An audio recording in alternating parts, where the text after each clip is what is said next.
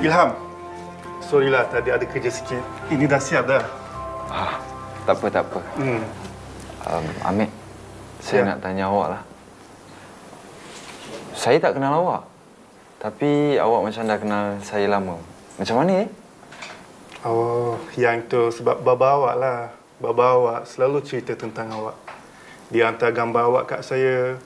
Lepas tu, dia bagi tahu yang awak pergi universiti. Sekarang awak dah final sem kan? Betul? Betul. Muhammad Arab ni tak berhenti pula cakap. Fasih pula tu cakap Melayu. So, saya nak tanyalah. Kenapa awak memang nak jumpa saya? Okay, thank you.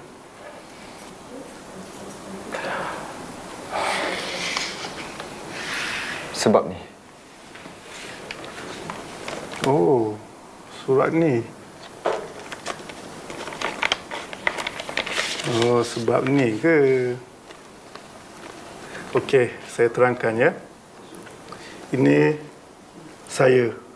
Waktu ini saya umur 13 tahun. This one, ibu saya. Dia dah arwah sekarang. Yang ini baba. Okey, saya tahu.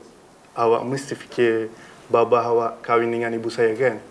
Tapi bukan macam tu.